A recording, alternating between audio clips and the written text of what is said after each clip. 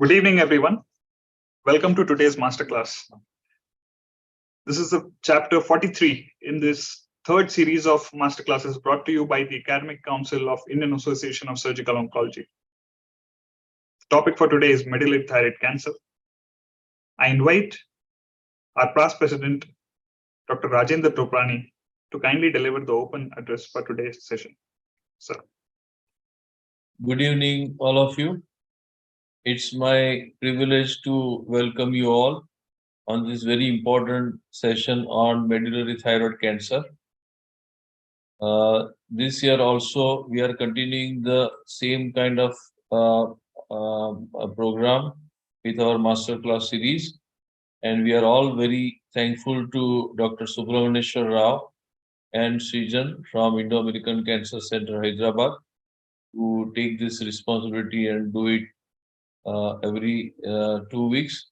This year, the only change is instead of Thursday, we have changed to Tuesday, and the time has remained the same. It's my honor to introduce Dr. Kaustubh Patel, who is my partner and is a director and a senior head and neck surgical oncologist at HCG Cancer Center, Ahmedabad, and at Asta Oncology Associates. He is an alumni of GCRI and has visited Memorial Sloan Kettering Cancer Center, New York, way back in 1993, the University Hospital, Netherlands, and University of Pisa, Italy, as well as UPenn at USA for robotic training. The past president of FHNO and the founder secretary of Gujarat Society of Head and Neck Oncology. He has received multiple awards and has publicized 2 books. Moreover, he is such a great human being and a great head and neck surgeon. And he has been a pioneer in starting free flap in Gujarat, endoscopic laser surgery in first time in Gujarat. Also, I want to introduce Dr. Saurav Ghosh. He is a senior surgical oncologist at AMRI Hospital in Kolkata. He is an alumni of Calcutta University and at TMS. With this kind introduction, it's over to Srijan. Thank you, sir. The examinees for today are Dr. Ajinkya Pawar, who's a second-year resident in the Department of Surgical Oncology at Gujarat Cancer Research Institute, Ahmedabad, and Dr. Raj Patel, who's also a second-year resident at the Department of Surgical Oncology at Pasutarkam Indo-American Cancer Hospital, Hyderabad. Before I hand over to our moderator, Dr. Saurav Ghosh, we have few instructions for the session for our participants. The first part of this webinar would be a case discussion, which would be allotted 45 minutes. The moderator shall be discussing 2 to 3 cases for it. For our dear examinees, we request you to give to-the-point answers to the questions that you're being asked. You're never expected to know all the answers. So if you don't know something, just mention it, and it saves us time and it maintains the flow of this webinar pattern. And keep catching the hints that our examiners will be giving to you. For our moderator, Dr. Ghosh, we request you to please address the examinee by their name to avoid any confusion as to who is supposed to be answering. It will also save us some time. And we also request you to ensure that both of them get equal opportunities to answer. For our examiners, both Dr. Ghosh and Dr. Patel, in interest of online viewers, both who are live today as well as people who are viewing this on YouTube on a later date, we request you to give the expected answers, the right answers to the questions that have been incorrectly answered by the students or they remain unanswered at the end of it. We see a lot of senior IASO members in the login today who are live. We thank you so much for logging in and taking out time to participate in this webinar. We request you to post in your inputs as well. We highly appreciate your presence. For the residents who are in the live chat today, both here and on YouTube Live, this is a very unique opportunity to clear all your doubts regarding this subject. We have excellent faculty and we can't wait to get this started now. As I said, 45 minutes approximately for the first part of this webinar, which would be the mock exam. I'll be reminding the moderator, Dr. Ghosh, on chat, which would appear on his screen at 30 minutes, and I'll be reminding him again at the end of the case discussion. Over to you, Dr. Ghosh. You're muted, sir. You may share your screen as well. Is my screen visible now? Yeah, not full screen yet. I'll make it full screen. So now it should be full screen. It is not full screen, sir. Please do one thing. Please stop share. And when you start your screen share, choose screen instead of PowerPoint. Okay. Stop so that whenever your window changes, we are viewing whatever you are viewing. Screen. Is that better? It's loading up, sir.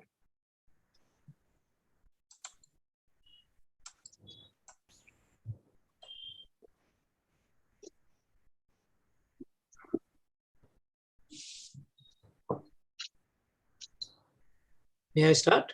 We're not yet seeing the screen, sir. Is it just me? Can you just reshare it again?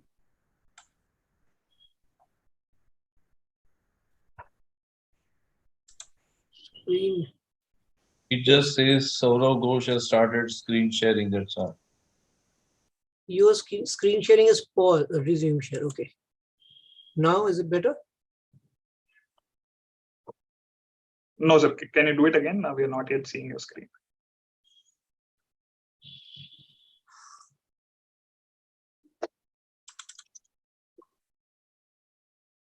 Yeah.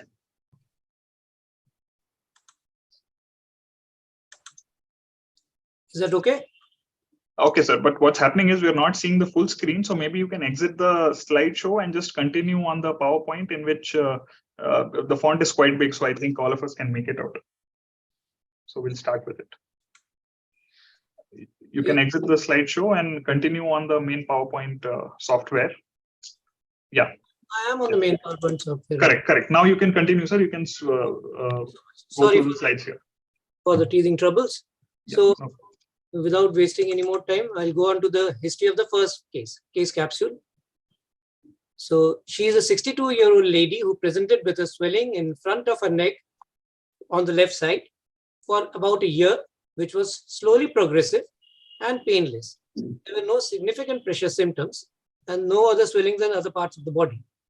And there were no symptoms suggestive of any metastasis to any other organ, such as cough or abdominal pain or hemoptysis. She has had no major illnesses in the past. She is a hypertensive controlled on medication. There is no significant family history of similar neck swelling in anyone in her family, and her personal history is non-contributory. So at this point, I would like to bring in the examiners and examinees and ask Dr. Raj, can I start off with you? So what are the possibilities that you will think of with this much of history that I've given you? A swelling in the neck, in the front of the neck, slightly to one side of the midline, slowly progressive. Yes. For a 62-year-old female with a swelling in front of neck, I would like to keep a differential diagnosis of swelling which will be arising from thyroid gland. It would be an enlarged node which may be present in the central compartment. That's it, sir. I would like to think of only two things, with a possibility of a thyroid swelling, either of benign or malignant etiology, or a lymph node, possibility of some lymphoma or other condition. So cervical, so a midline, DD of a midline swelling in a 60-year-old lady with a long history. So you would like to entertain a goiter of whatever cause and cervical lymphadenopathy. Doctor, would you like to add anything else? Dr. Ajinkya? No, sir. I think it is a solitary thyroid nodule, so I'd like to investigate after. How about a soft tissue tumor? Is it possible to have soft tissue tumors in the neck? Is possible, but they are more laterally placed and it's kind of rare to have a soft tissue. Okay, fair enough. So we go on to the examination now. So on clinical examination, her performance status is quite good. There is only left level 4 cervical lymph node, which is around 1.5 centimeter, firm but mobile. All other factors are essentially normal. And this is the swelling. So any specific tests that you would like to ask ask the patient to do to confirm that this is a thyroid swelling?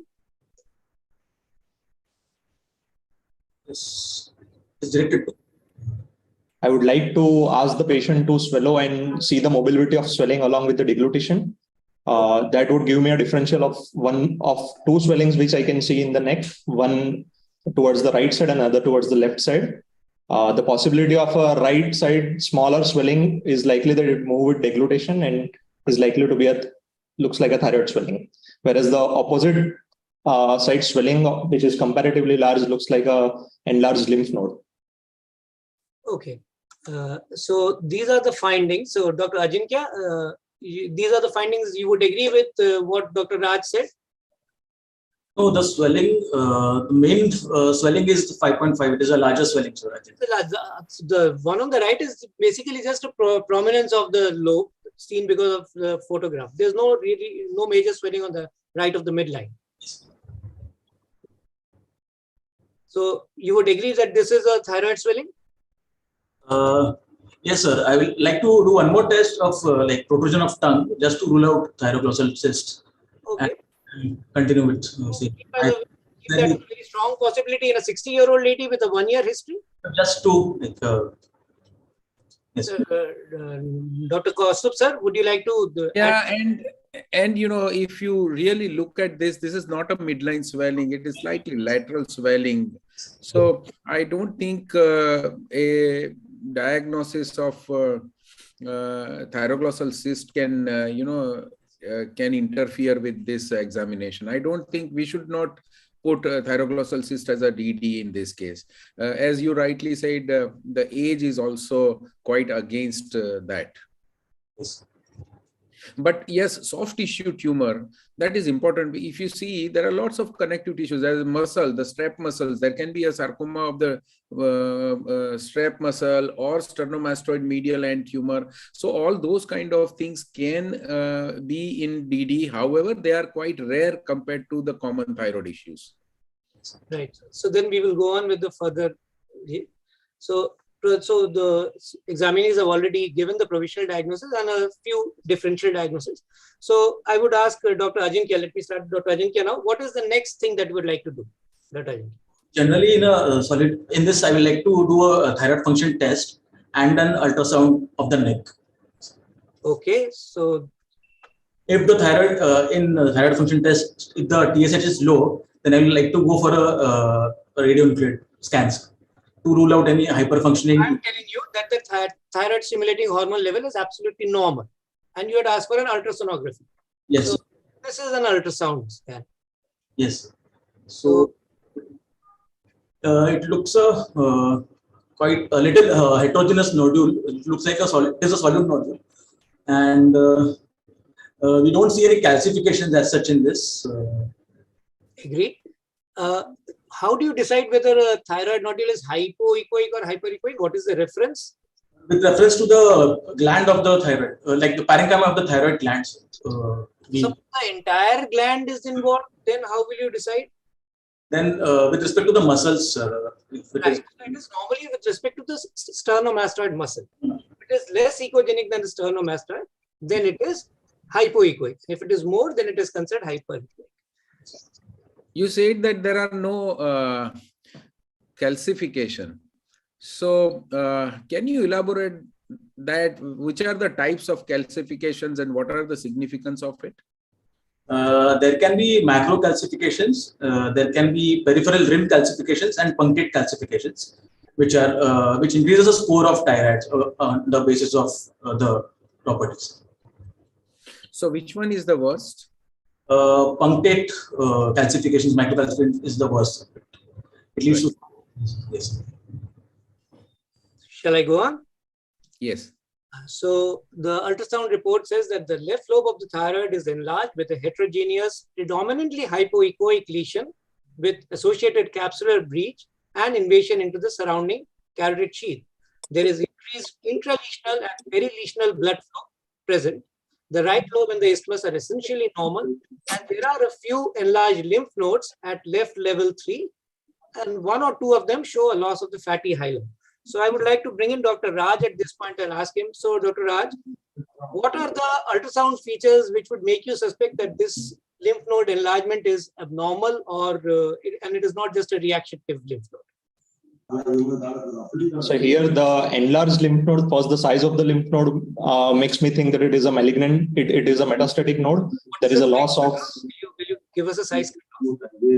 So a lateral lymph node more than 8 millimeter is considered to be significant. Central lymph node more than 8 millimeter and a lateral group lymph node more than 1 centimeter is considered to be significant. There is a loss of fatty hilum which is also present, which makes me think it as a metastatic lymph node. The other points which I would like to see is the amount of increased vascularity and the cortical effacement within the lymph node, which might signify a metastatic deposit within the lymph node. Even calcifications. Even calcification, yes, sir. When you say the size of the lymph node 1 centimeter, what axis, what you are pointing? If I say there is a lymph node which is 1.5 centimeter by 3 millimeter or 4 millimeter, is it a suspicious lymph node?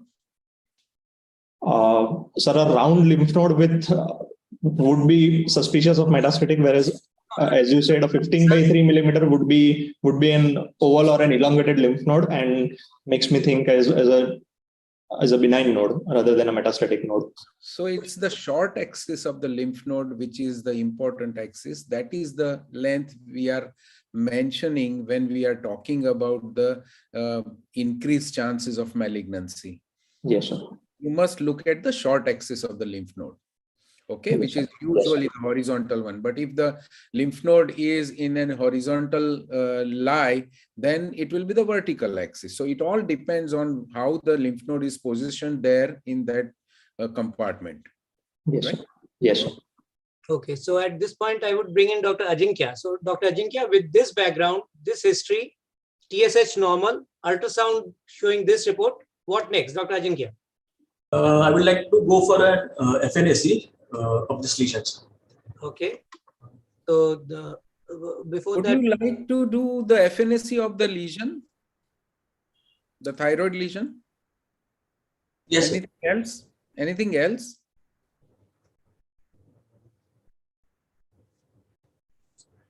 how about the node? What about the node? Which is going to give you a firm diagnosis? Tell me. What can be the possibilities on FNAC?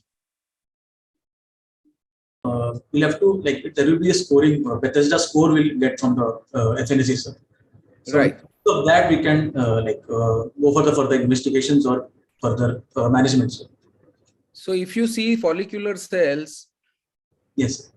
in the FNAC of thyroid, you will have a Bethesda 3 or 4, or maybe sometimes 2 also. But if you see thyroid follicular cells in a lymph node FNAC, Yes. you will have a firm diagnosis, right? So it is always better whenever there are suspicious lymph nodes around the thyroid, you must take an FNAC from that node. Yes. That is probably going to fetch you a firm diagnosis, and your pathologist also will be more comfortable reporting. Yes. Yeah, we may go ahead. So can I bring in Dr. Raj here and ask him, what do you mean by thyroid score, and what are the features which are taken actually?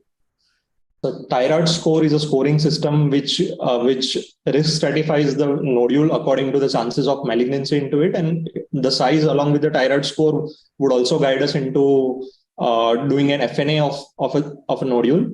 It is thyroid imaging and data reporting, radiology and data reporting system, and it includes 5 components in it. Reporting and data systems, just the same as BIRAD. Instead of breast, thyroid.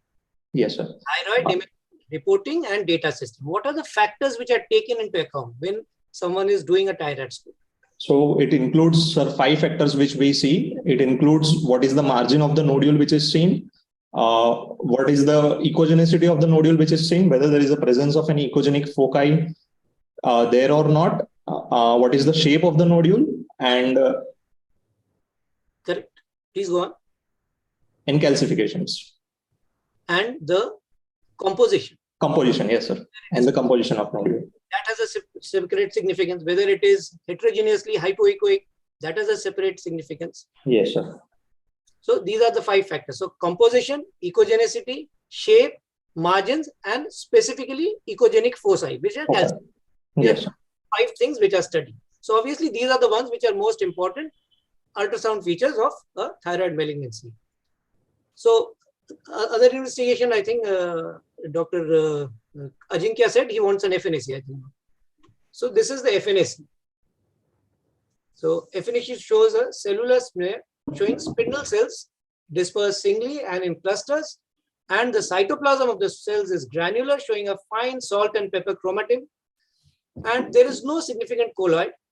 And the pathologist says that this is in favor of a medullary thyroid carcinoma, Bethesda 5. Dr. Ajinkya,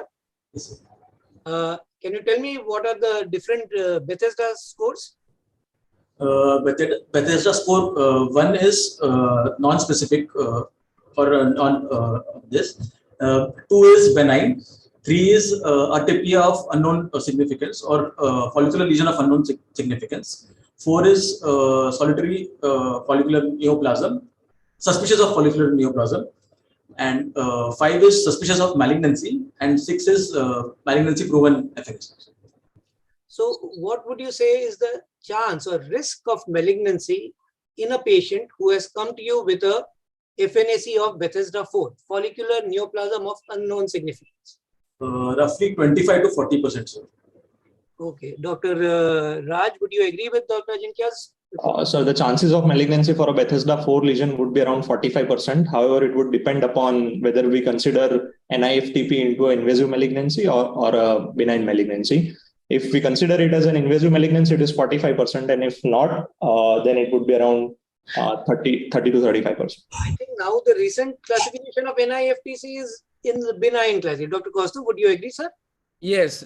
So now we are taking it out of this. So that's why it's 30%. You can take it as 30% plus minus depending on the institutes, so you must go back to your institute, find out the lesions which were reported as Bethesda 3 and 4, go back to your specimens, find out how many of them were actually positive, and then you will be able to decide, because Bethesda 3 and 4 is not a watershed.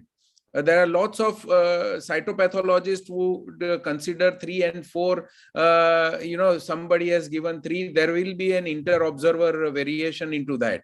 So that's why your institutional data is important. Or if you are in a private practice, then the cytopathologist with whom you are tuned up, that cytopathologist data is important. And that is also one of the marker of the quality of cytopathology services in the institute. So if you have 100 FNACs and 80 of them are reported as Bethesda 3 or 4, that means that the reporting is not adequate.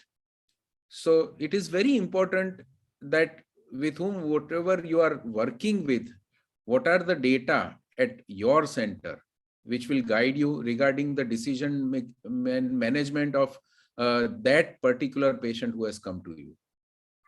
Very valid point. Local resources are important. So one quick question to each of the candidates. Dr. Raj, suppose the diagnosis was not so very confident.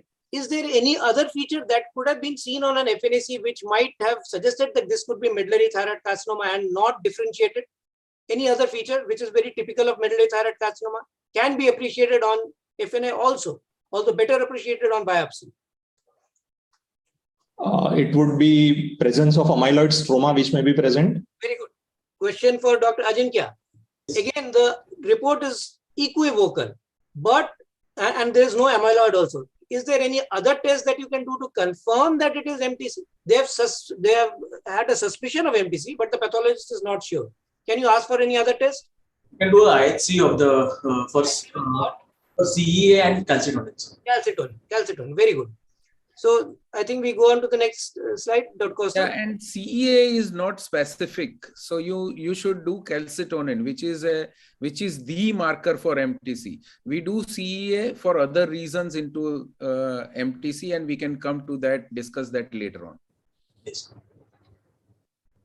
So also we'll obviously be asking for serum calcitonin. So Dr. Raj, can you tell us what is the importance of serum calcitonin over and beyond diagnosis? Is there any further role, or is it just that you get a high serum calcitonin and you're happy? Okay, this is a confirmed medullary thyroid cancer. Your views?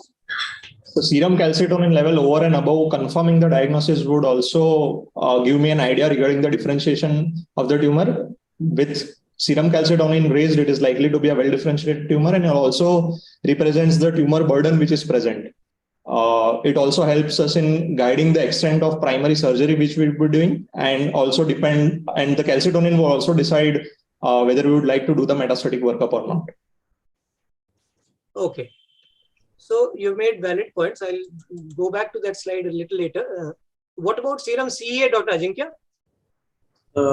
Serum CEA like also raises in medullary thyroid carcinomas, but then it is considered as an early marker. So it is if it is raised disproportionately to the serum calcitonin, then it is like we can think of it as a poorly differentiated medullary thyroid carcinomas. And what are the other tests you would like to do for a staging workup in a patient, in this particular patient? The serum calcitonin says in the range of 148. If it is 148, then we don't generally do staging workups for that patient. If it is more than 500, then we like to go for a metastatic workup, according to guidelines. Dr. Raj, would you agree with Dr. Ajinkya? Along with the CA, along with the calcitonin levels, I would also like to see the features which are there on ultrasound. Presence of grossly enlarged lateral lymph nodes, central lymph nodes, presence of gross extrathyroid extension. Those are the features which also would help us in guiding the staging workup further along with the calcitonin level. Right. Kaustubh sir, would you like to? So most of the institute, more than 200 calcitonin would go for the workup. Most of the cancer institute would do that.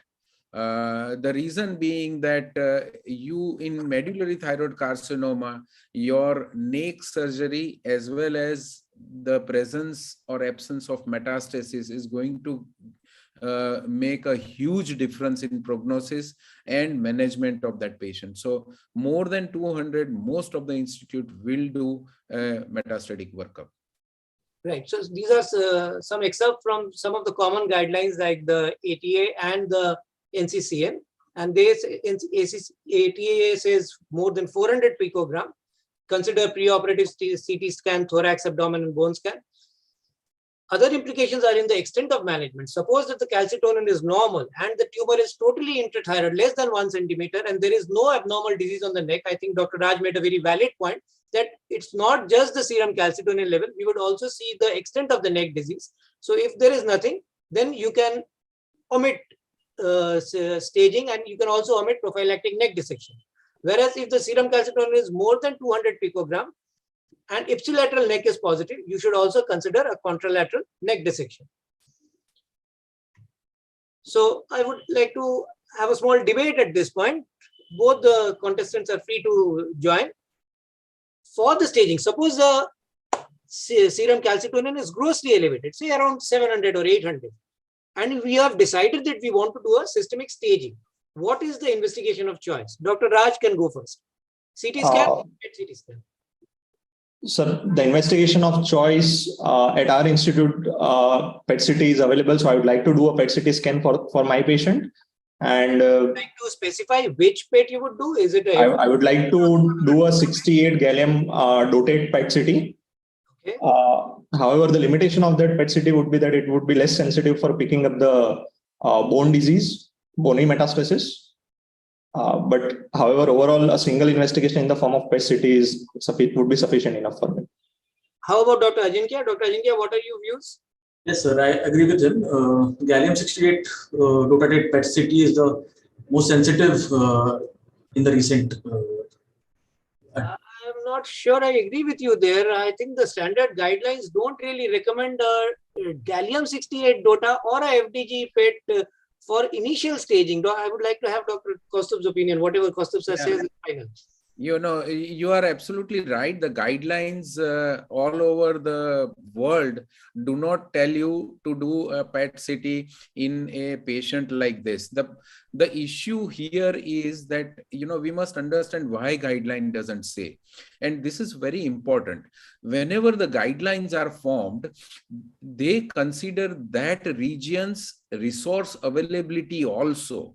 And that is very important whenever you see, if you see TNM classification squamous cell carcinoma at the time, maybe 20 years or 15 years back, there was not many investigations which are given today, like PET CT was not included because there were PET CTs before 10 years in US. Main, you know, leading cancer centers had them. But the guideline did not say PET CT, they said CT scan. So it all depends on that. So with your resources, what you can do is very important. And the guideline says this because it is not wrong if somebody does a CT chest and abdo-pelvis and neck and gives the treatment to that patient. Now, if you have resources and if you want to do something more, yes, you do a PET CT because PET CT includes CT. So it is a one step above CT, but that is not absolutely necessary. Thank you very much, Dr. Kaustubh. So we'll go on to the next question for Dr. Ajinkya. Any other biochemical tests that you would like to do in this patient? We like to do a plasma metanephrine and medullary metanephrine, sir. Okay, why do you want to do that? To rule out the pheochromocytoma, sir, before proceeding to surgery. So you think this is a case of a familiar variant of medullary thyroid cancer? For that, I'll have to do a germline RET mutation testing, sir. So how often in your institute are you doing a RET mutation testing for medullary thyroid cancer patients? Sir, we here actually are, because of financial constraints, we don't do, sir. But then it is we should do in all patients. So, Raj, if the patient is RET unknown, Dr. Ajinkya has already said that if it is RET mutated, I would definitely consider. Suppose the patient is RET unknown, as is mostly the case in government hospitals, the patients cannot afford a RET mutation study. Would you consider doing biochemical tests? Still, we like to do a. Raj, the question is for Dr. Raj. Yes, sir. If RET mutation prior to surgery has not been done, then I would like to check for pheochromocytoma with the use of plasma-free metanephrines and normetanephrines. And I also like to review my previous ultrasound reports and look for any enlarged parathyroid gland which are present in the neck. And how about serum calcium? Would you like to do provocative serum calcium tests also? Yes, sir. With a suspicion of MTC.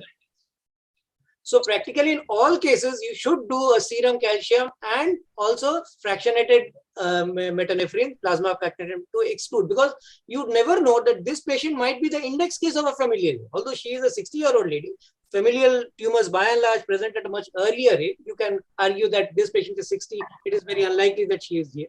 But for a, say, a younger patient, say in her 20s or 30s or even early 40s, she or she may be the index case of a familiar variant. So all the standard guidelines say that all patients, you should do a serum calcium and a serum fractionated metanephrine test, which is not very expensive. Yes. How about red proto-oncogene testing? What would be the indication? Every patient with medullary thyroid carcinoma should be offered genetic counseling along with the testing for germline RET mutation. Dr. Ajinkya, what is the difference between a somatic mutation and a germline mutation? Germline mutation tested from the blood of the patient, and it is transmitted to and mutation test on the tumors of the sample or tissues, biology, the tissue diagnosis. Essential difference. I mean, what is a germline mutation? Okay. Germline mutation is inherited. It comes through, so it is there in all the cells of the body. Yes. Not just the thyroid cell. That mutation will be detected. Whereas the somatic mutation is generally the result of an external environmental influence, and that will be in that particular organ which has been affected by that, right? Yes. Okay. So suppose this patient, you did a germline ret mutation and mutation study, and you found that there were certain mutations in certain exons. Would you advise the relatives to get tested now? Assume that this patient is not 60, she is a 30-year-old lady or a 25-year-old lady. Yes, sir. Mutation. We'll advise for the relatives to get tested. One brother and one sister, both of which were younger than her. You would advise. So, can I go to Dr. Raj? Dr. Raj, what would be, suppose the relatives also test positive for germline ret mutations on screening, what would be the timing of surgery? Would you recommend prophylactic surgery for them? Yes, sir. For a germline ret mutation positive patients, I would like to investigate them with the thyroid ultrasound and screening with calcitonin levels, and also, if available, stimulated calcium levels. And I would like to offer them prophylactic surgery. This is the relative that you're talking about. Yes, sir. I would like to offer them prophylactic surgery. So, what would be the time of the surgery for these patients? I would like to stratify the patient according to what risk of the codon mutation is there. And can you tell me some of the common mutations which would influence your decision making? so the highest risk associated with medullary thyroid carcinoma would be with mutation M918T, which is in codon 13, and it is associated with maximum risk, and a prophylactic surgery is indicated in infancy, less than at the age of less than 1 year and as early as possible. Other mutations with before 1 year. It is yes, in exon 16 actually. The M918. 16, yes, sir. Exon 16, yes, sir. So, what does M918T mean, Doctor? Sorry. What does thing M918T mean? It is a substitution, a point mutation. Sir. Right. So, methionine being substituted for threonine at the 918 nucleotide number. Good. So, any other, suppose it comes out to be a mutation which is suggestive of MEN2A. What would be the timing, recommended timing of surgery? Suppose that there are some children in the family who have been tested and they have come out to be positive, and the mutation is more suggestive of MEN2A. What would be the timing of surgery then? Still, I would like to stratify the patients in the high risk and moderate risk. If it is a C6 mutation of a MEN2A, then I would like to go for prophylactic surgery before 5 years of age. Okay. Your input, sir? Or any other question you would like to ask? So, you will do a prophylactic thyroidectomy, right? Yes. Raj, will you do a prophylactic parathyroidectomy also in these patients? In these patients, no, sir, I would not like to do a prophylactic parathyroidectomy.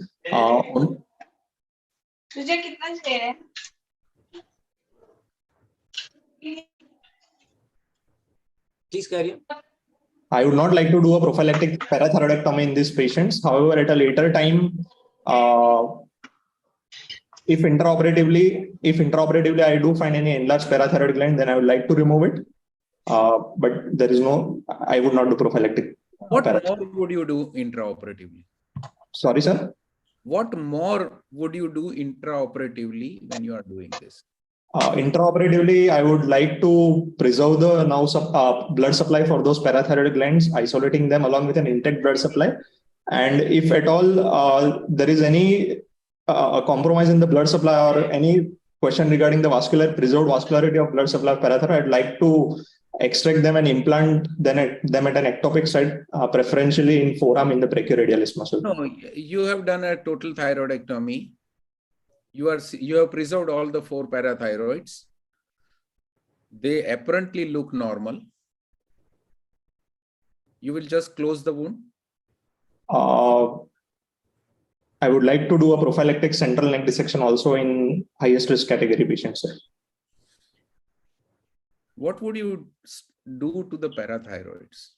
What you should do is put metal clips over the tips of all the 4 parathyroids, because what happens is that you need to monitor this parathyroid. This patient can develop hyperparathyroidism in a later time in his or her life.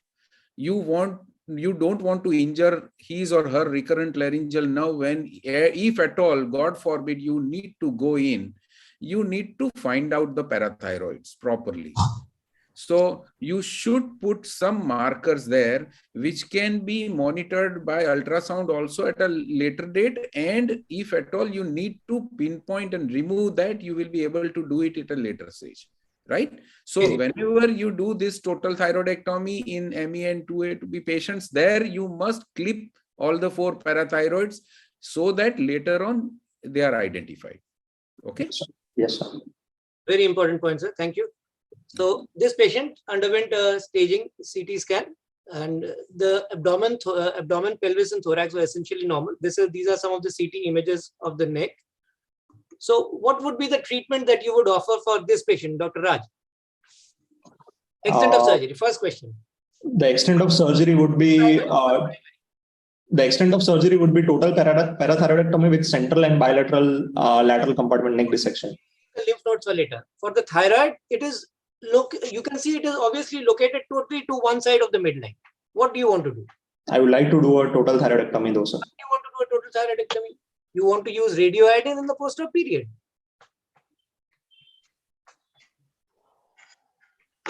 You can see that it is on one side.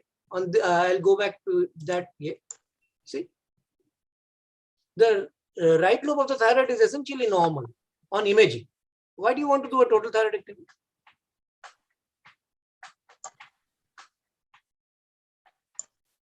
See, almost 10% of sporadic and as high as 50% of familial variants are multifocal disease. Yes, sir. So you would like to do a total thyroidectomy. That is the answer. Okay, let's go to Dr. Ajinkya. What would be the extent of lymphadenectomy in this case? We know that level 3, there were 1 or 2 slightly abnormal appearing nodes on ultrasound, but no FNAC was done in this patient.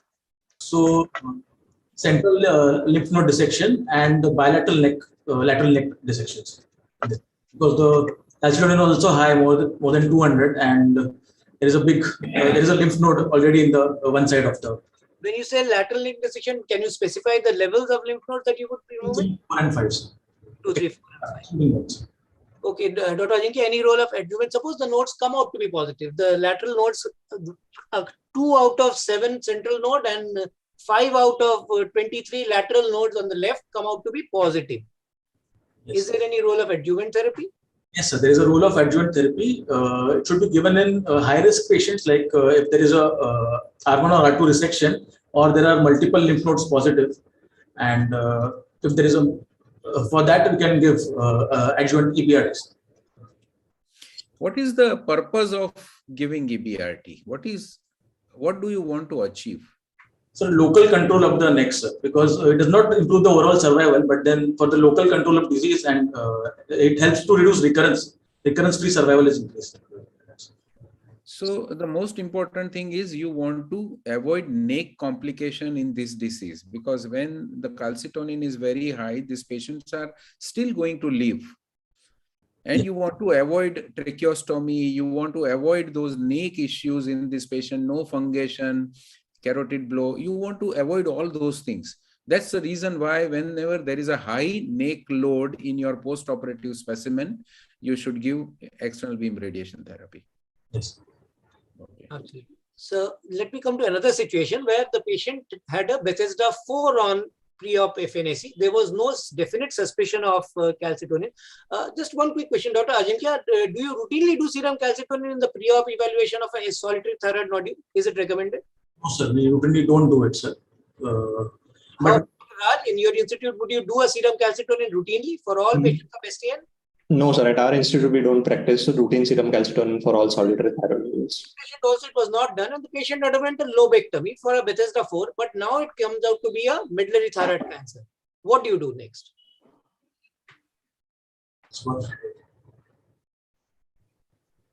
I would like to go for germline testing. If it is not done, then I will like to do a serum calcitonin and CA levels.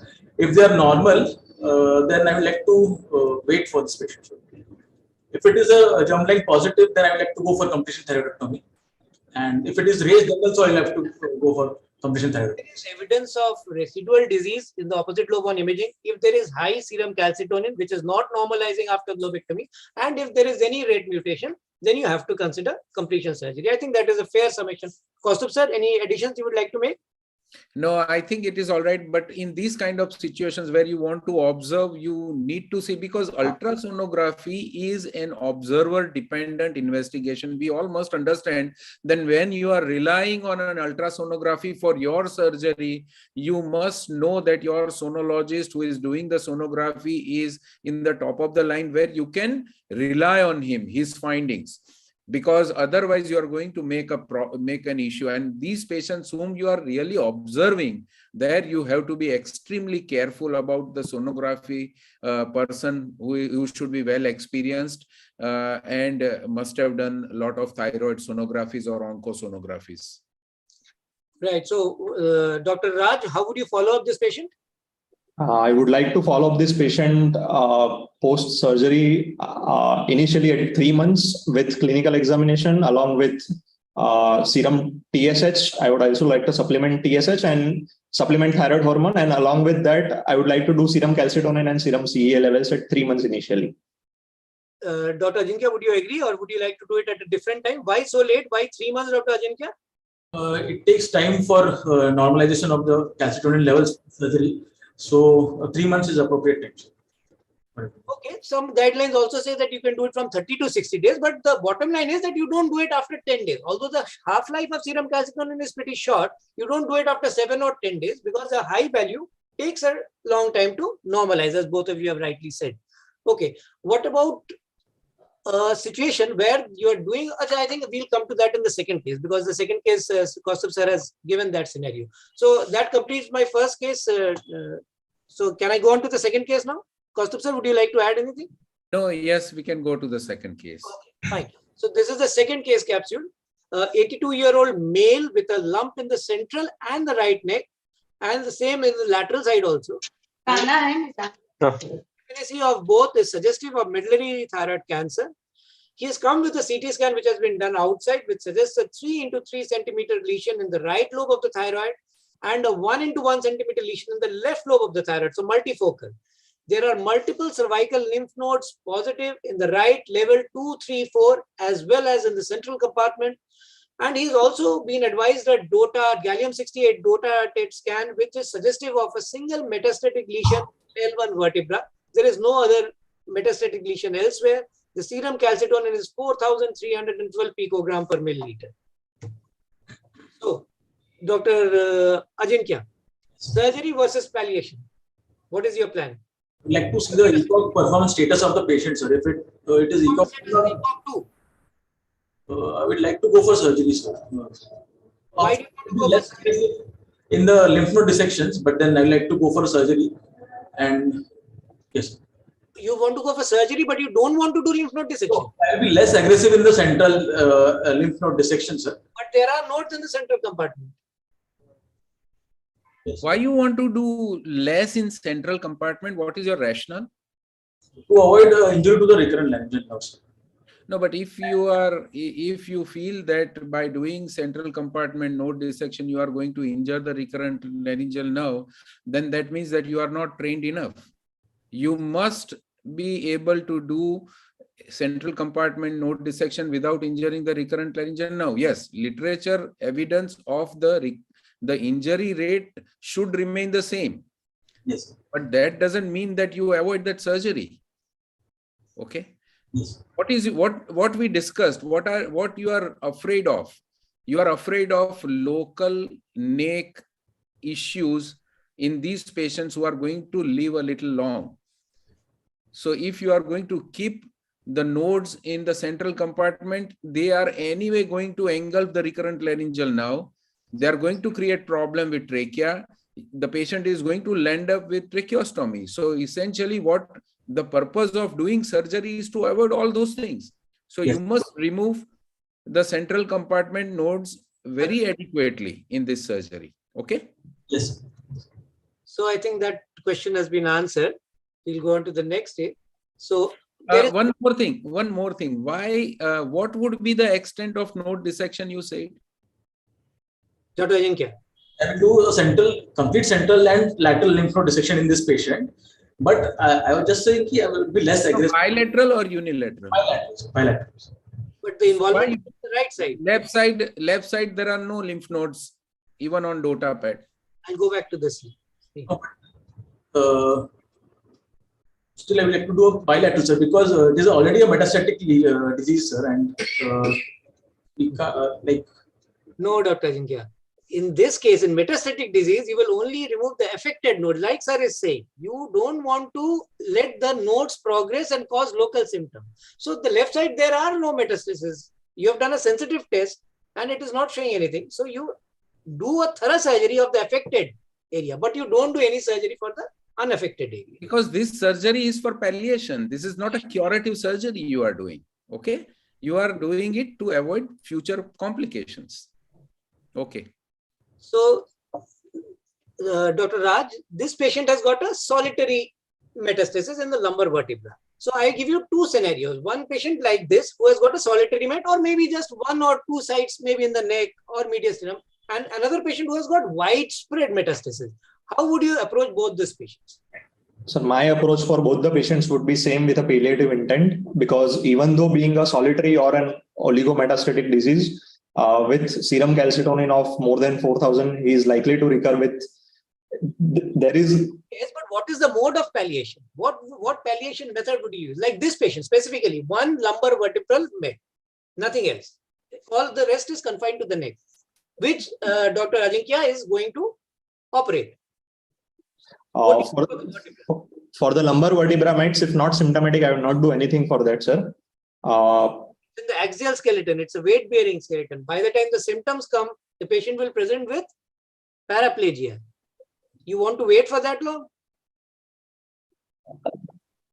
So the guidelines do not recommend any treatment for any solitary oligometastatic disease. Yes, sir. So I would not like to do any treatment for an asymptomatic lesion. However, if symptomatic, I would like to treat it with palliative RT over the local part, sir. Dr. Ajinkya, would you agree? I would like to give a EBRT to the lesion and also put him on bisphosphonate, sir. Kaustav, sir?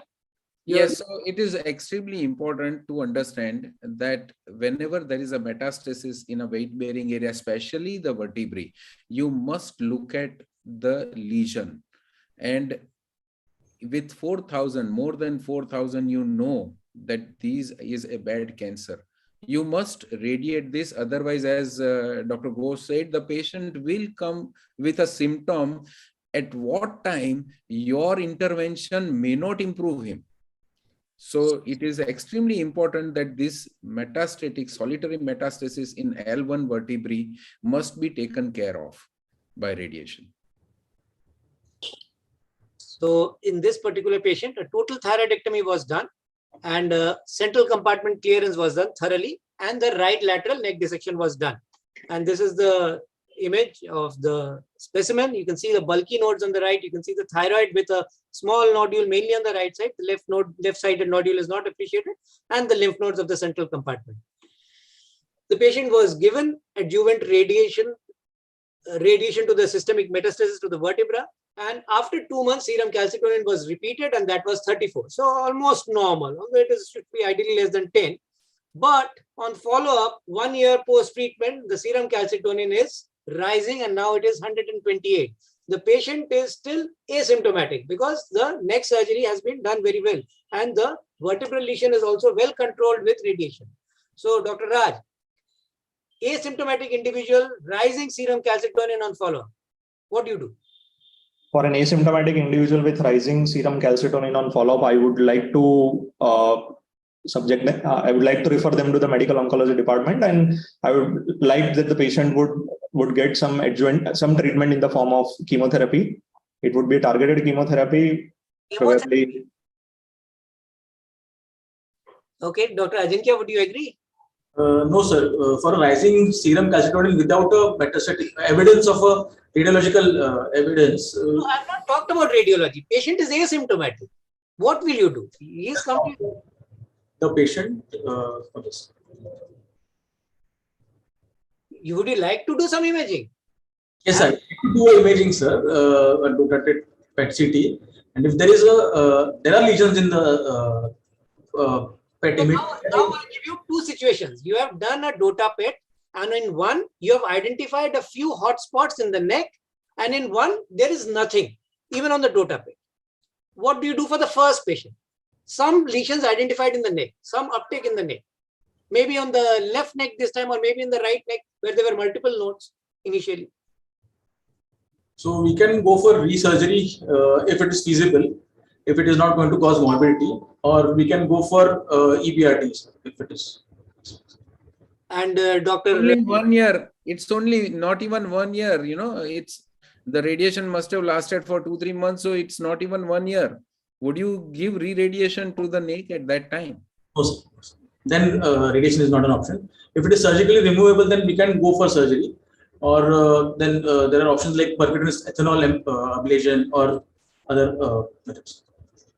So, Anjik and Raj both, in exam, whenever you are asked a question, don't train your mind towards giving an answer for the treatment.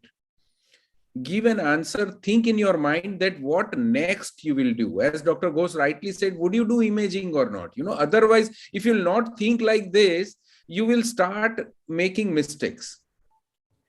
So your mindset when you are giving exam, you should think that a patient has come, what next I will do?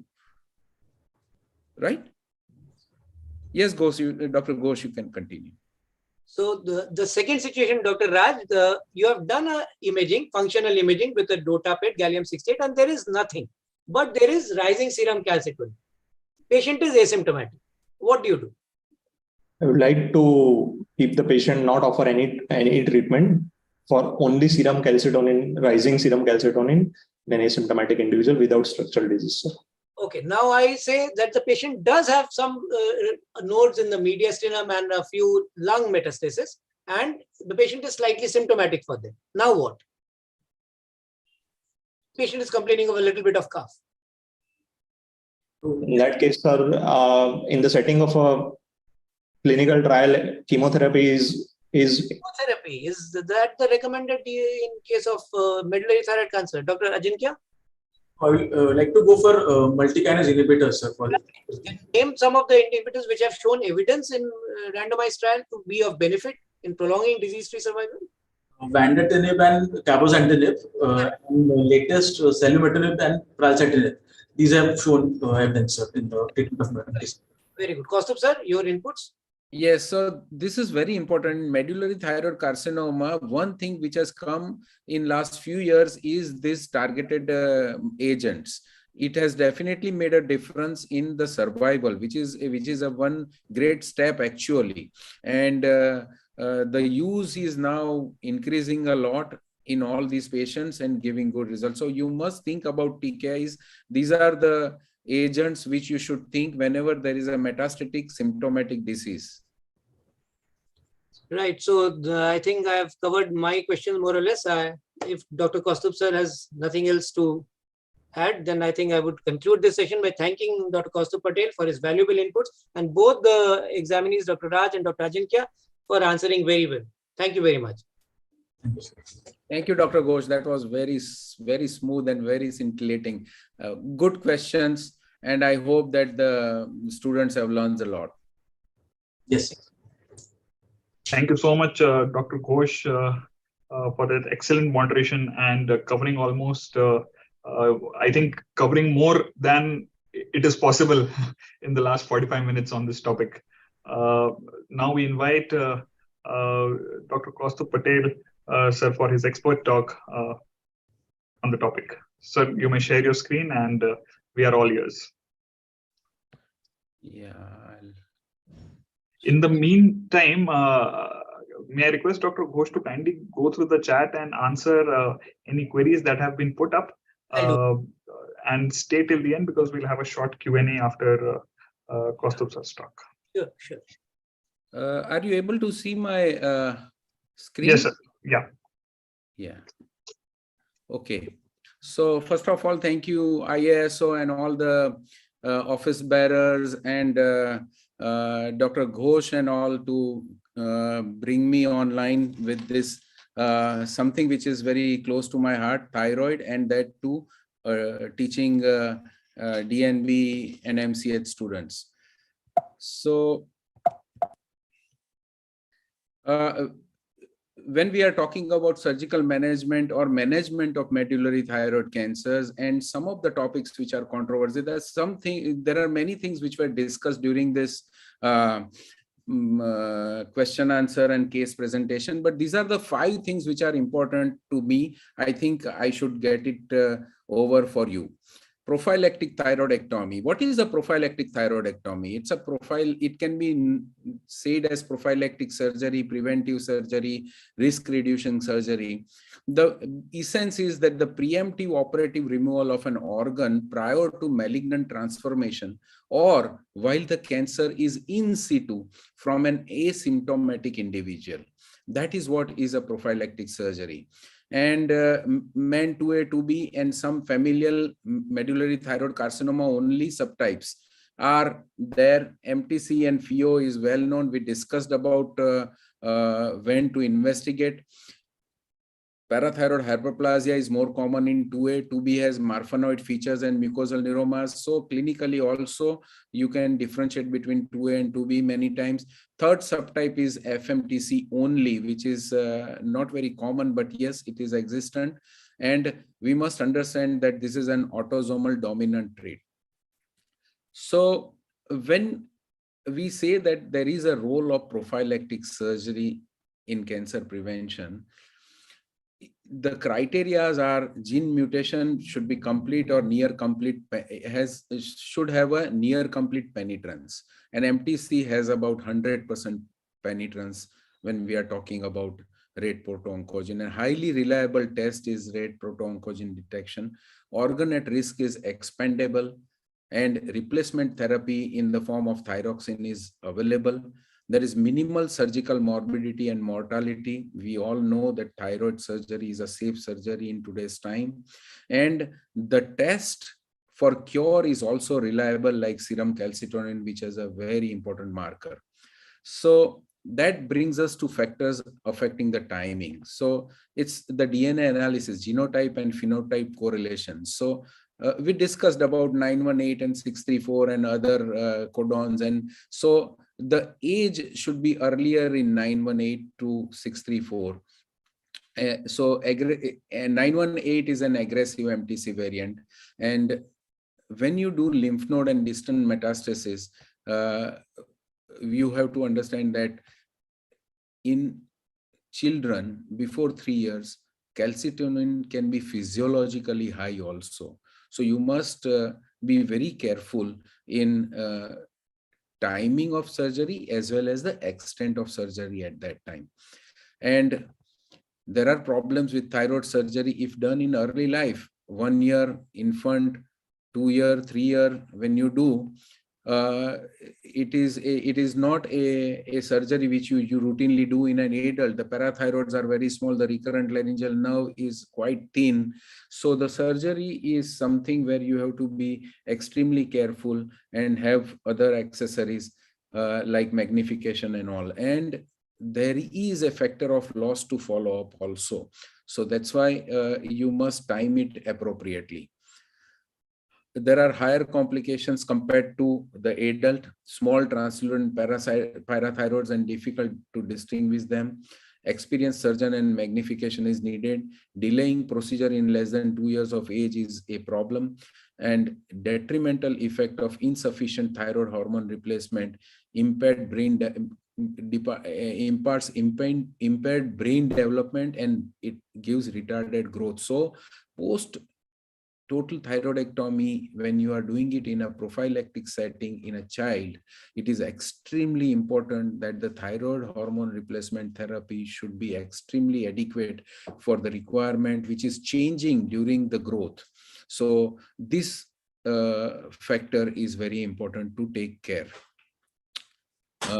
And you need repeated evaluations of these patients. Central compartment clearance is indicated when the calcitonin is more than 40 picogram per ml. And there are no role of prophylactic parathyroidectomy as we discussed. There are risks which we discussed. and M918T is the highest risk, and that's the reason why we must do total thyroidectomy or prophylactic surgery as soon as possible within 1 year of age. Long-term result, if you don't do, and if you do, 0% versus 34% recurrence rate, risk of having stage 3 and 4 medullary thyroid carcinoma at the time of diagnosis, it increases 12% per year of age at thyroidectomy. So you wait more, you have more chances that this patient has an aggressive cancer. So no patient with MEN2A who was operated under the age of 7 had evidence of recurrent disease on 5-year follow-up. This is an NEJM data, and strong correlation between age at surgery and rate of disease recurrence following surgery, which we discussed. This is in article from Surgery. That brings us to red proto-oncogene and tumor markers. Should we look for genetic mutations in all cases? So ATA recommendation 6, patients with presumed sporadic MTC should have genetic testing to detect germline RET mutation. If a RET mutation is found, the patient should have genetic testing.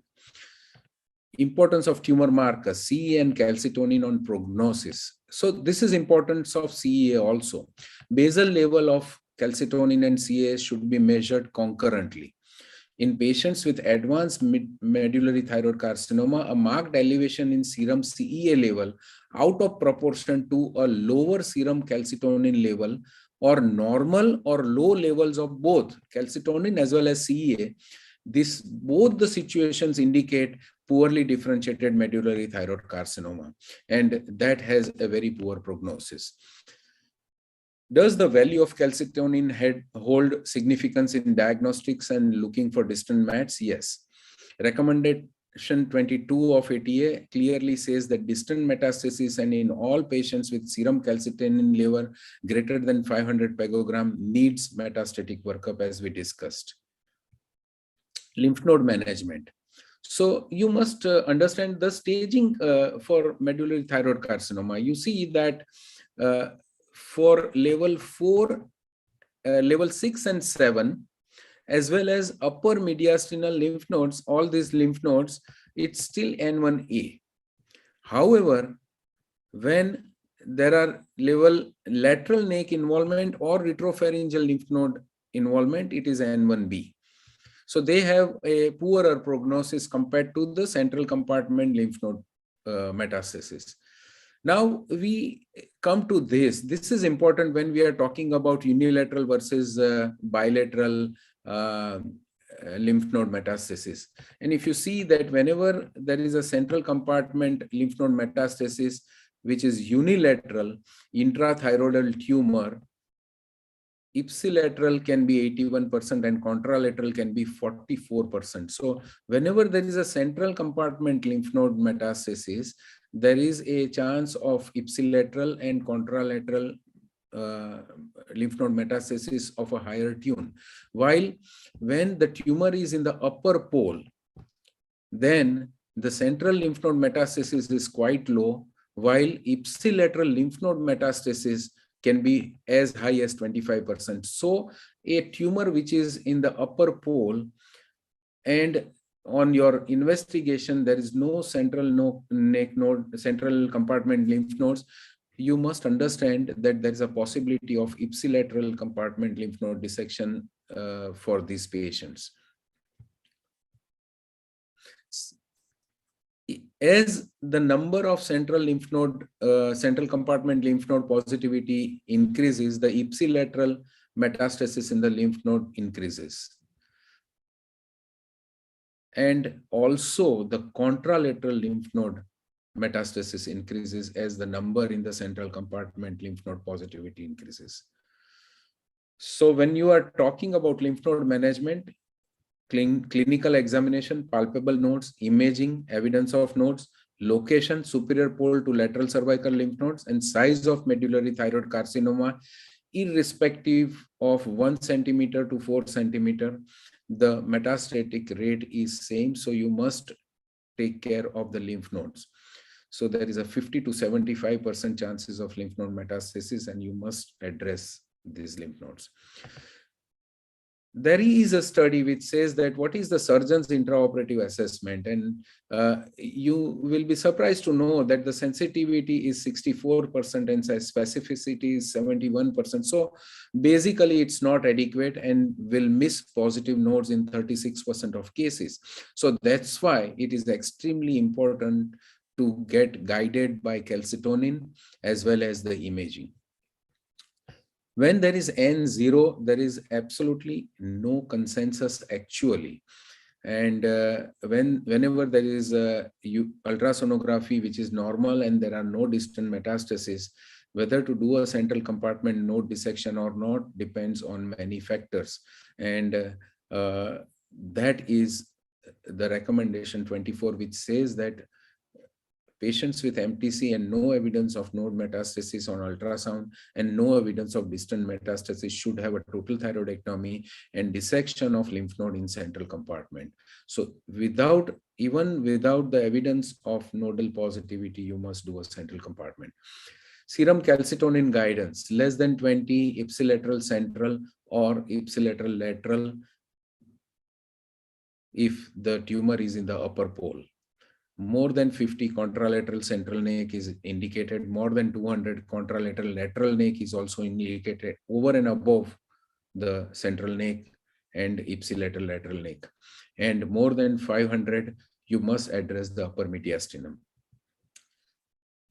If it is 500 to 1000, there is a 50% chance that this patient can have a biochemical cure.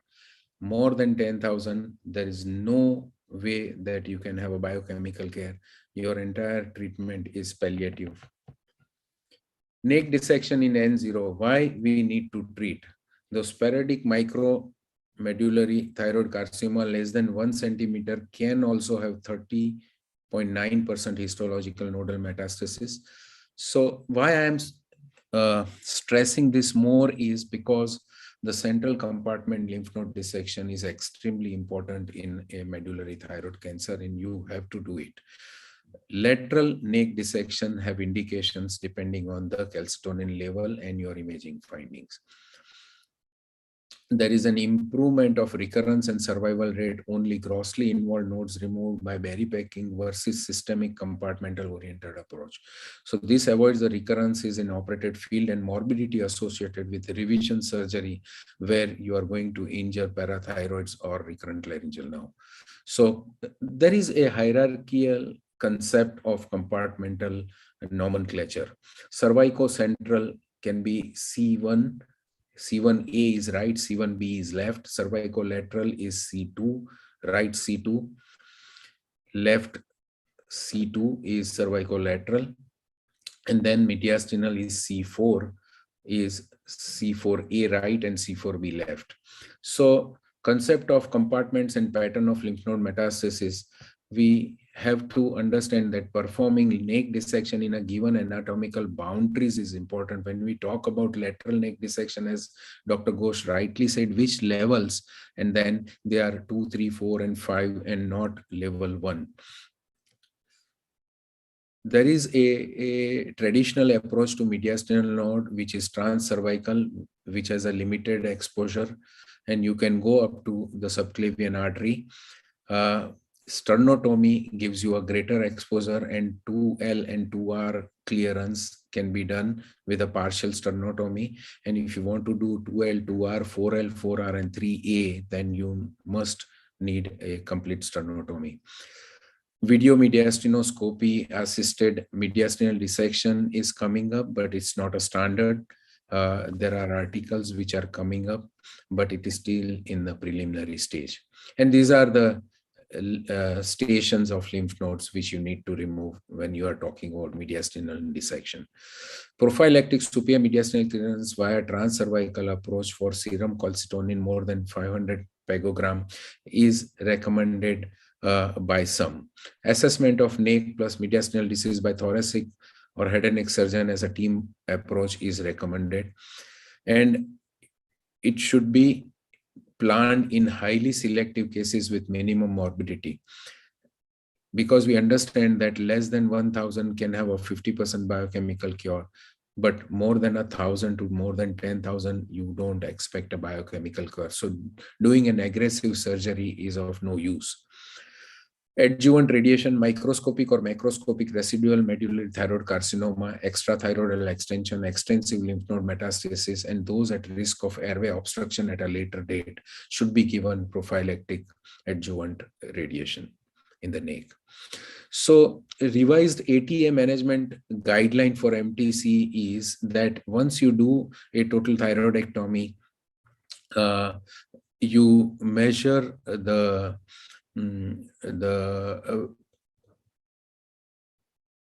serum, you do sonography, CEA, TFT, TSH every 6 to 12 months. If the calcitonin is more than 150 picogram and no evidence of persistent or recurrent medullary thyroid carcinoma in physical exam or ultrasound, you can follow them up. We discussed this. If the calcitonin is more than 150, you need to do imaging to detect metastasis. And if calcitonin is undetectable or within normal range, only physical examination and ultrasonography is followed. Hormonal assessment 3 months post-operatively, and if undetectable or within normal range, they should be measured every 6 months for 1 year and then yearly thereafter. This is a grade C ATA recommendation. Recommendation 47 says that elevated post-operative serum calcitonin level less than 150 should have a physical examination and ultrasound. And if these studies are negative, they can be followed up. Measurement of serum calcium level, serum calcitonin and CEA, and ultrasound every 6 months in the follow-up. 150 or more, you must go for imaging. This is depending on, these recommendations are depending on the expected doubling time. So in patients with detectable serum levels of calcitonin and CEA following thyroidectomy, the levels of markers should be measured at least every 6 months so that you can determine the doubling time. And reliable estimates are obtained using at least 4 data points over a minimum of 2 years. So 6 monthly for 2 years. However, doubling time less than 6 months can be reliably estimated within the first 12 months post-operatively. And the ATA provides a calculator to determine doubling times of serum calcitonin and CEA measurements. It brings to the fourth important point, role of palliative surgery and metastatectomy. Locally advanced or metastatic medullary thyroid carcinoma. Is there a role of surgery? So surgery may be optional. Palliative surgery with minimizing morbidity is based on life expectancy, extent of disease, structures involved, medical morbidity, and considering the patient's quality of life. So less aggressive surgery in central and lateral neck, preserving speech, swallowing, and parathyroid function and shoulder mobility, but clearing the entire disease in that compartment, followed by external beam radiation. Metastatectomy, is there a role? So 30% of the patient presents with metastatectomy on their first presentation. And you have plethora of investigations, and you must base your decisions balancing between tumor progression, quality of life, and treatment options. Compromise vital structures, airway, spinal cord. If it is life-threatening, you must do. Symptomatic like diarrhea because of high calcitonin, there are some drugs available to counter it. But if it is intractable, pain which is not manageable by medical management, neurological, there is a role of tumor debulking. Single symptomatic large increasing in size oligometastasis is a place where there can be a metastatectomy which can be thought of in a multidisciplinary tumor board where all the stakeholders are present. What is a palliative metastatectomy? It is not performed. Multiple lesions, multiple organs affected, asymptomatic multiple lesions, poor general condition, low life expectancy, and requiring morbid procedure, you should never do a metastatectomy.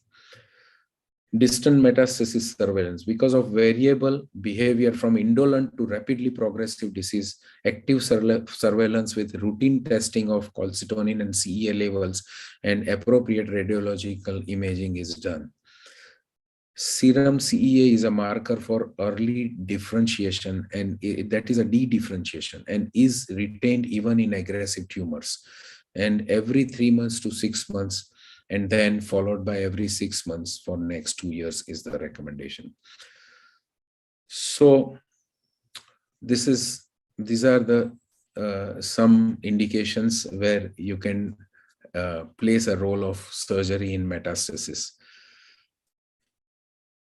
Pulmonary metastatectomy. So excellent long-term survival was also achieved. This is a series of metastatectomy for thyroid malignancies, and then they could see that there were 48 medullary thyroid carcinoma with lung mets patients, and 5-year survival was 100%. And proper selection is important where there is a disease is less, preferably oligomet, younger age, and longer disease-free interval between the first surgery and detection of oligometastasis.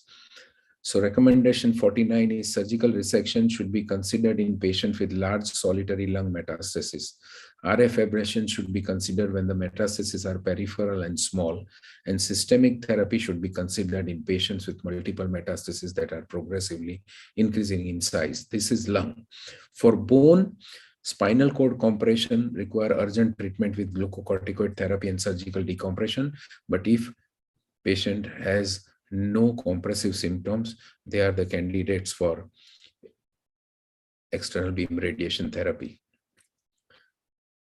if it is in the vertebrae or a load-bearing bone.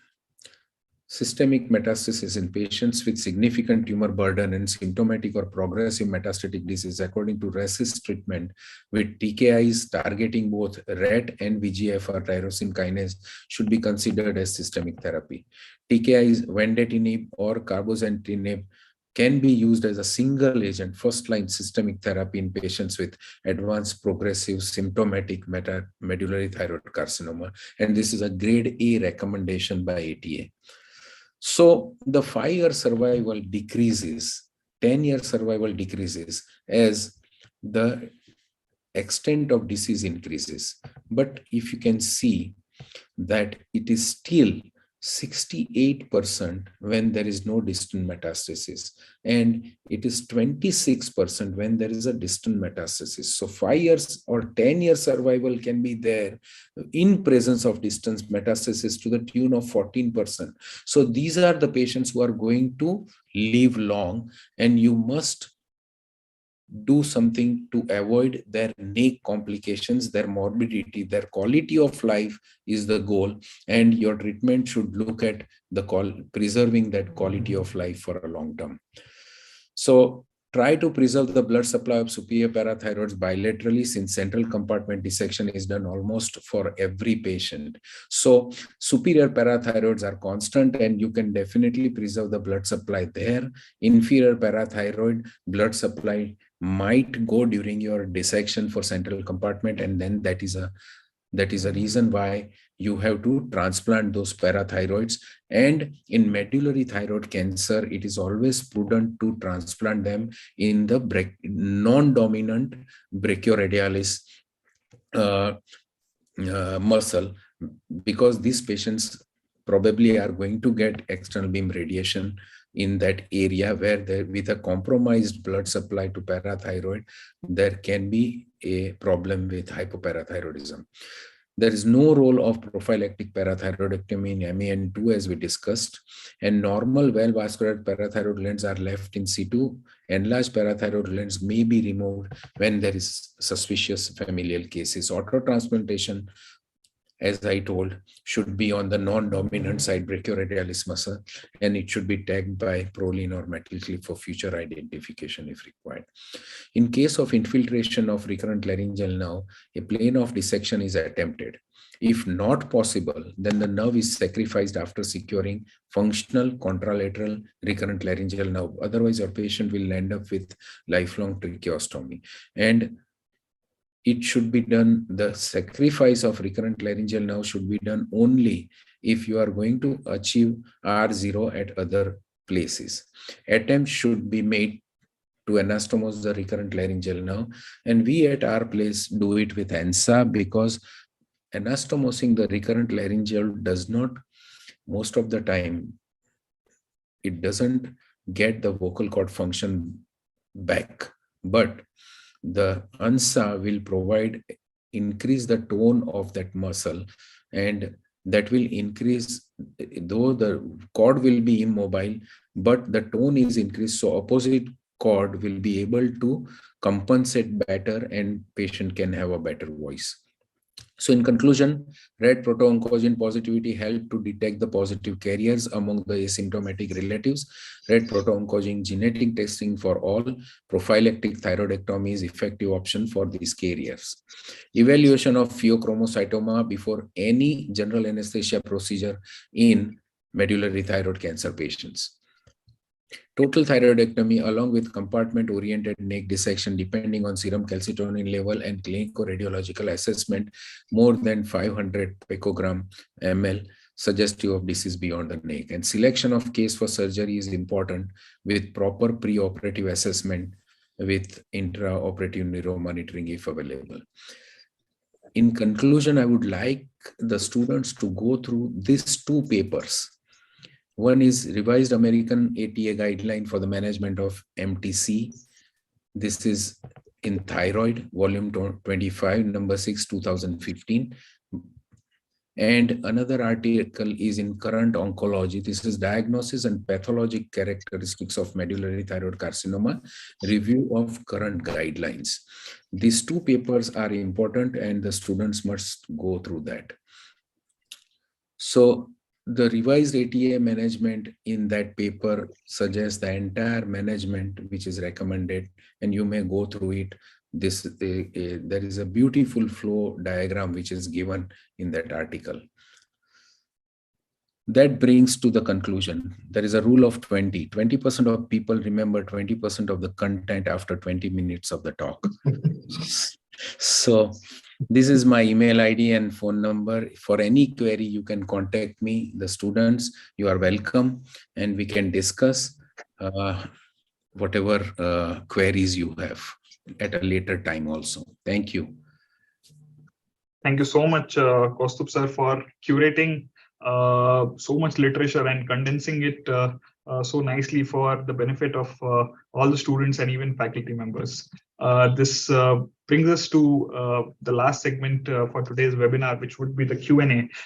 We see that Dr. Saurabh has already answered many of the questions in the chat box. What we have on our screen for discussion are these 4 points. What I'm doing is I'm addressing these questions to a particular examiner, but we would invite comments from everyone. So the first one is to Dr.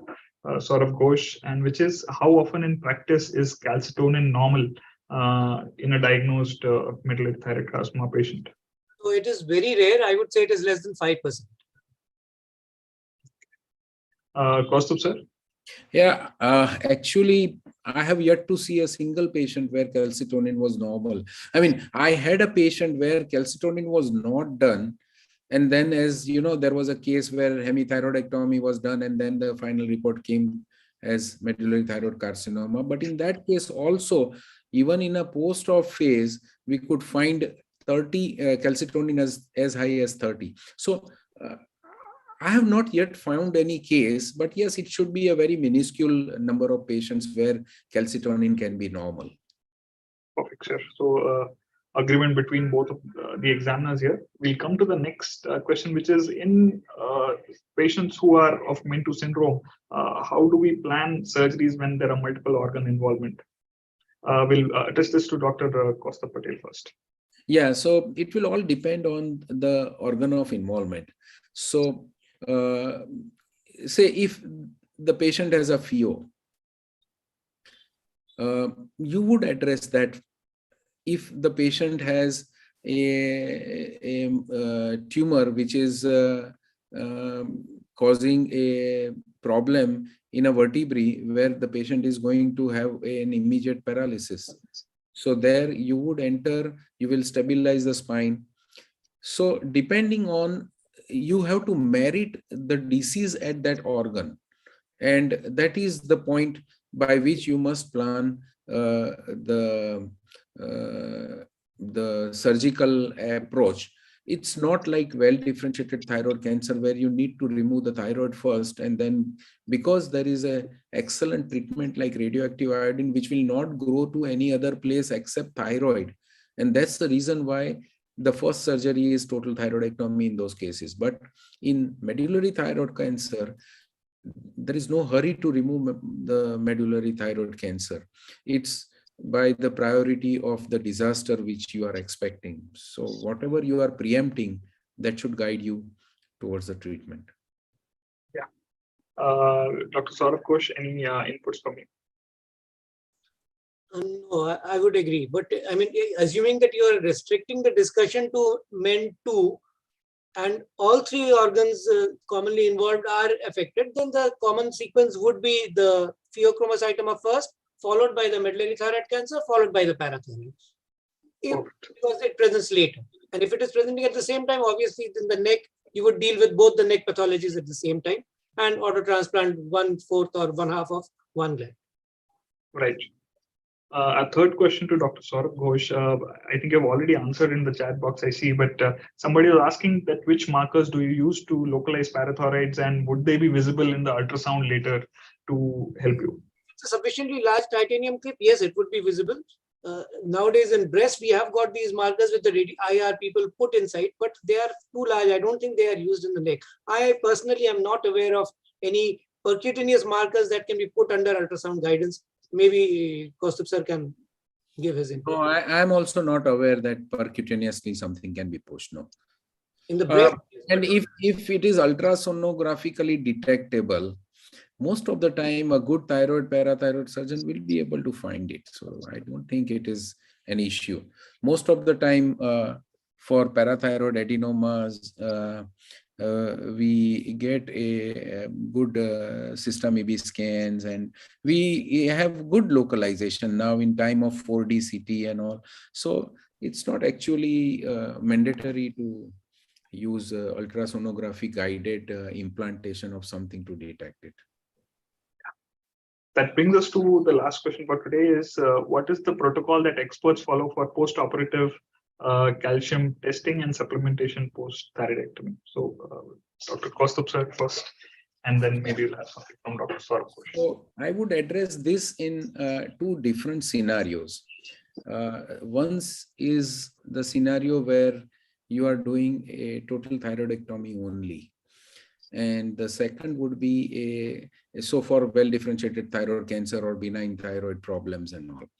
And the second would be where we are doing a central compartment lymph node dissections like in medullary thyroid carcinoma.